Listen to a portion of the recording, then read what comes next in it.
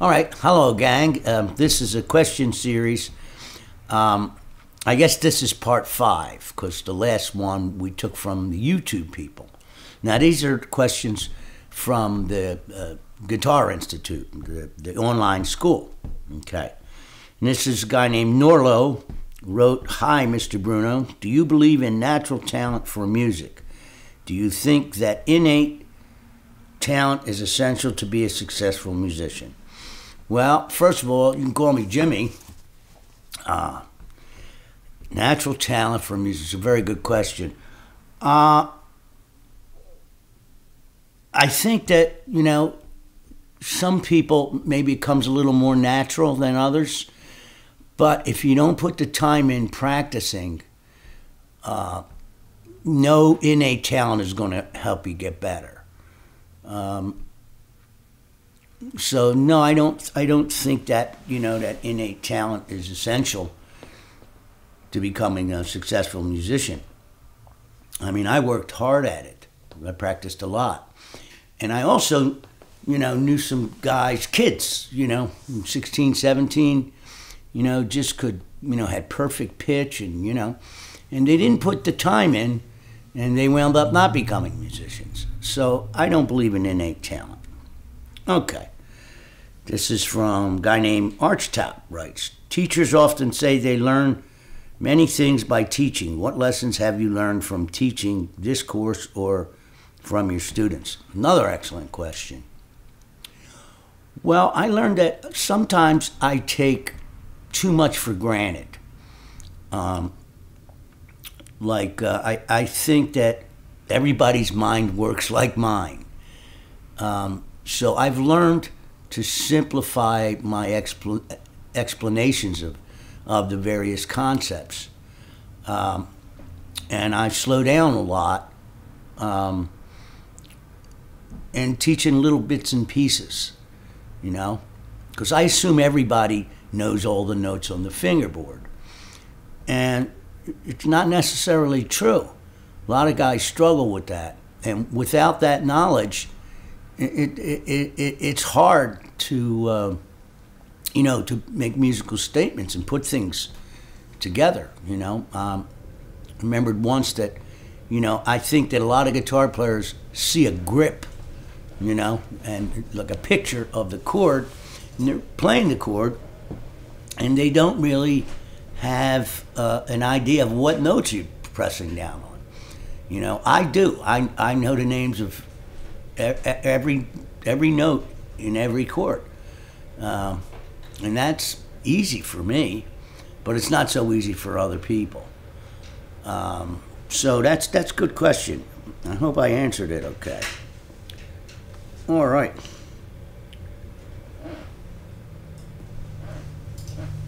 Okay, this is from Remote. "One of my issues is to not follow too much my improv and get lost in the tune. I need deep concentration to avoid following an idea that takes me away from the harmony. Sometimes after a line I say to myself, wow, it sounds very good. Then I just lose the track in the tune. How do you never get lost in a tune?" Well, it happens to everybody, but I know the feeling because I used to have that problem as well, and just by playing tunes and stuff, you just can tell where you are. I can feel 4 bars, 8 bars, 16 bars without actually counting them. It's a common problem. You get so wrapped up in what you're playing that you forget where you are in the tune.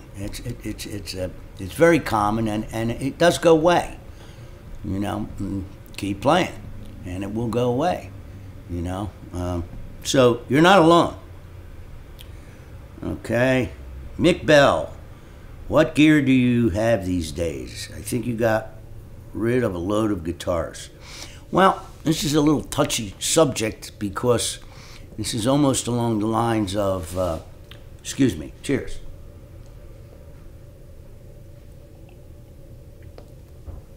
A little Yuletide imbibement. It's scotch.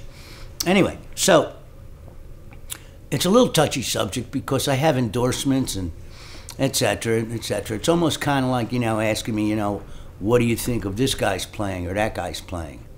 So it's hard to comment.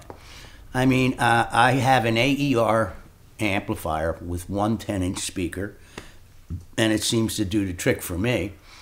I also have an acoustic image with an original Razor's Edge cabinet made by Rich Razor. I still have my dad's 355, 1961. I have a Benedetto Bravo. I have a Bill Commons solid body. I have a Bill Commons acoustic guitar as well. And it's about it. And a Sadowski Jimmy Bruno. So, I don't have many guitars. I like to stick to one or two guitars because, they're all a little bit different, especially handmade guitars, they're not all going to be exactly the same, and right now, I mostly play my Benedetto in the Commons, the electric one. And, I go back and forth, between those two. And they're a little different, but I like to stick to one. Can only play one of them at a time, because then I'm not thinking about the guitar or the scale length or, any of that. I just want to pick it up and play. Okay. Any advice or suggestions for composing music? I really have problems playing in up-tempo tunes. I always feel like I'm chasing the tempo. Do you have any advice on this topic? Well, okay. I don't have any advice on composing music because it's not what I teach. And, I write occasionally, for a new CD, etc., something like that. I used to do a lot of arranging for various acts in Las Vegas, and that's a skill that you can learn from any, orchestration book, but the actual, composition of music, I wouldn't want to comment on that because it's not my forte, All right, now another one, playing up-tempo tunes. Well, you have to get those 5 fingerings and play them faster and faster and faster. Get a metronome, move it up, get the tempo, shut it off, and practice at it. Okay. Now, when you get to, let's say, eighth notes at 120, if that's where your technique is, then you get the metronome and you raise it just a little bit so you can't notice it. And the next day a little bit more and a little bit more, okay? And the mistake that people make is that they think that they have to fill every beat in the fast tempo tunes, You don't. You actually have a lot more time than you think, to phrase it, and that's just a, technique. So you can overcome that. All right. Wow, here's a long one. Hi, Jimmy. This is from Eagle.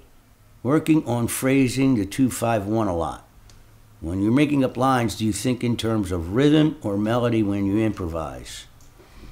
I think in terms of both simultaneously, okay? Not just rhythms, it's the rhythm with the melody. Okay?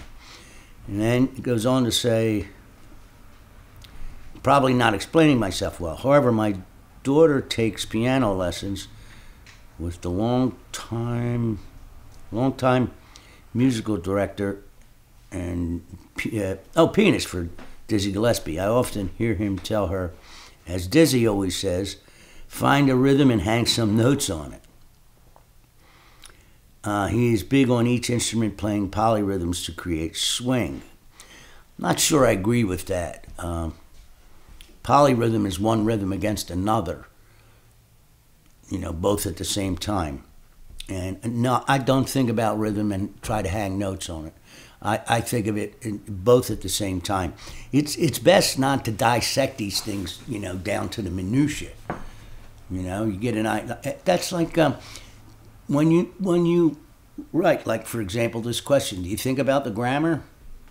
you know, and do you think about tense? No. Same thing with music. All right, now there's some more. I'm not sure what your approach is, but I do hear you say many times on the site, rhythms when talking phrasing. So when you are in a 4/4 jazz standard, and it is your turn to solo over the changes, are you hearing the guitar as a more percussive instrument to complement the rhythms of the song? Focus your rhythms within the piece, or rather a melodic voice without focusing on polyrhythms, and just trust that you will find the space to place your notes as you develop a phrase. No, none of that. I think of it as one thing. I don't separate the rhythm and the melody. They can't exist without each other, you know. You have no melody, then you get da da da da da da da da da da da. Okay, if you just think, you know, it has to be conceived together. It's kind of a natural thing to do, and it comes from listening to jazz. You know, listen every chance you get. You know, and don't dissect it. Just enjoy the music.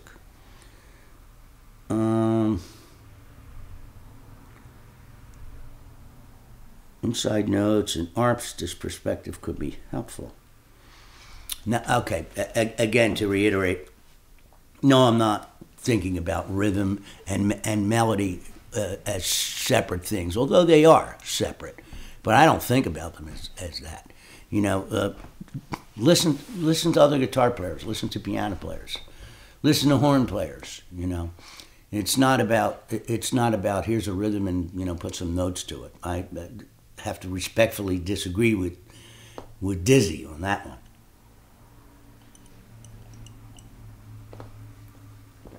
Okay, and more. Did you play with Emily Remler when she lived? It's kind of, I'm sure English is not your first language. But, you know, now that she's dead, we play every Wednesday night. No, I'm just kidding you. I got to meet her once, but I never got to play with her. And I enjoy her playing a lot. Okay. Hollow body versus semi-hollow. Pros and cons. Two different beasts. Solid bodies is, I don't have a preference. I really don't. You know, I kind of lean towards the arch top, you know, but that's probably because that's what I played most of my life, you know. You know, I've played to solid bodies and semi-hollow bodies, and it's all about what comes out of the amp, as well as the sound and the music that you make. You know, that's the last link in the chain, is the amplifier. So, you know, I can make any guitar sound like any other guitar, you know, because I only use practically just one sound, you know, so those things don't matter to me, you know.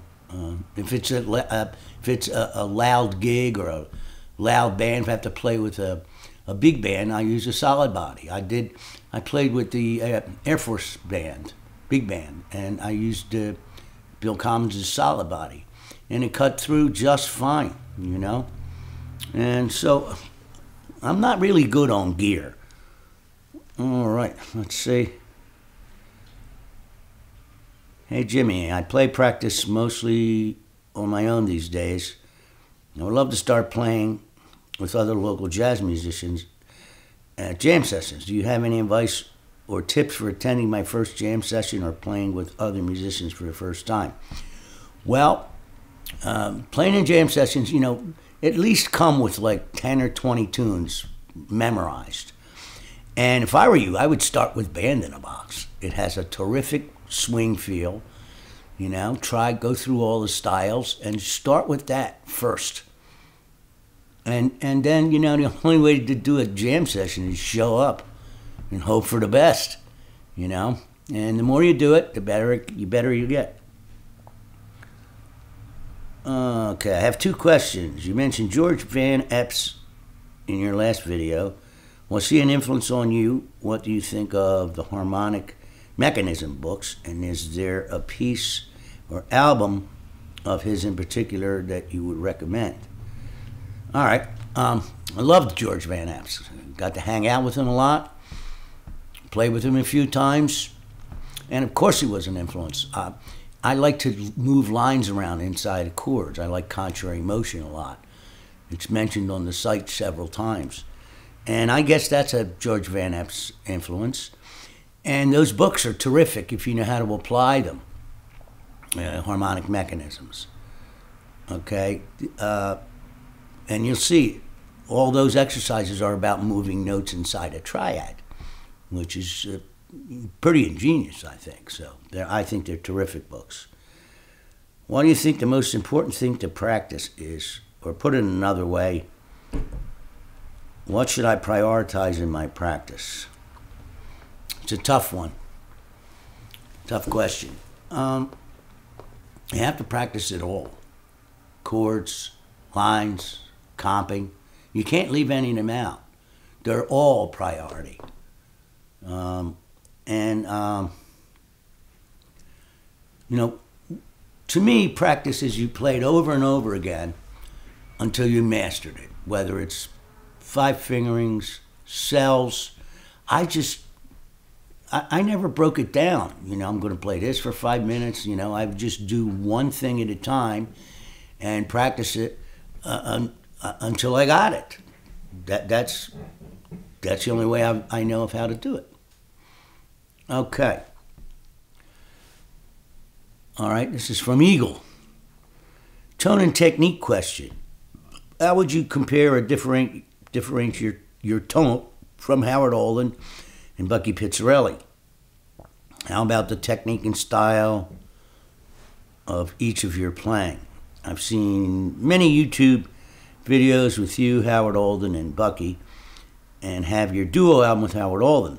I believe you have one with him and Frank Vignola as well. And I can clearly hear when you play versus the others. However, I am curious in your mind what distinguishes all of your tone, style, technique. Another good question. These are hard to answer. I mean, my sound is my sound. And I think it also has a lot to do with, you know, what lines I play. I think Howard's tone is a little brighter than mine, slightly. And Bucky's is more acoustic in nature, you know? That's all I could say. I mean, I love both those guys, and they both are fine players. And I enjoy playing with all of them, you know? And Frank Vignola, I think, these days is just playing acoustic guitar with a mic, you know? And he has a great, great time feel. He can really swing all by himself. All right, that concludes this series, all right? So I'll post another thread to get it going. Tell your friends about the site. Could always use one more student. All right, thank you very much.